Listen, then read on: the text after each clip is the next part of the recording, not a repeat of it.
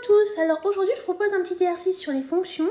Donc le but de cet exercice, c'est de traduire les différentes questions qu'on te donne en langage mathématique. D'accord? Donc tu vas devoir faire étape par étape, traduire toutes ces phrases à l'aide de notation mathématique, c'est-à-dire tu vas devoir définir des fonctions. Je t'invite donc à faire cet exercice, donc de mettre la vidéo en pause et lorsque tu auras terminé, de mettre la fonction play afin de pouvoir voir la correction avec les explications. Je suppose que tu as eu le temps de faire cet exercice, donc nous allons pouvoir corriger cela ensemble. Donc la première question, on nous dit l'image de x par la fonction f est le triple du carré de x. Donc on va faire étape par étape. Lorsqu'on te dit l'image de x par la fonction f, ça veut dire que tu vas avoir f de x égale. Donc ça c'est la première étape. Lorsqu'on te dit le triple du, donc ça veut dire que tu vas faire 3 fois quelque chose. Et là on te dit du carré de x. Et le carré de x, c'est x au carré. Donc, ça veut dire que tu vas faire 3 fois x au carré. Ce qui va nous donner 3x au carré. Donc, f de x est égal à 3x au carré. Donc là, on a répondu déjà à la première question.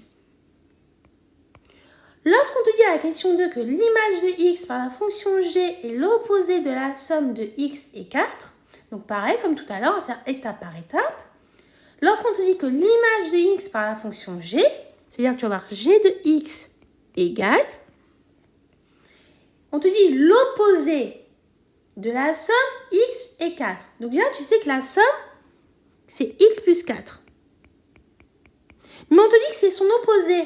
C'est l'opposé de cette somme. Donc tu vas mettre les parenthèses et l'opposé, tu sais, tu le définis par le moins, le signe contraire. Donc ça va nous donner moins x moins 4. Et on a terminé la deuxième question. La question 3, on te dit l'image de x par la fonction h est l'inverse de la somme de x et 3.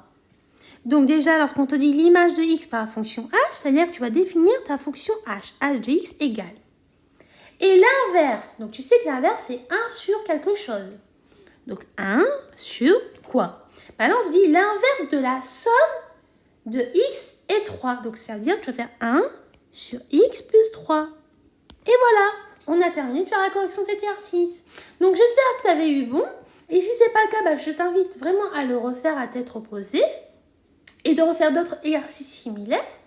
Et j'espère que les explications que j'ai pu te donner ont été claires pour toi. Je te dis donc à bientôt et au revoir.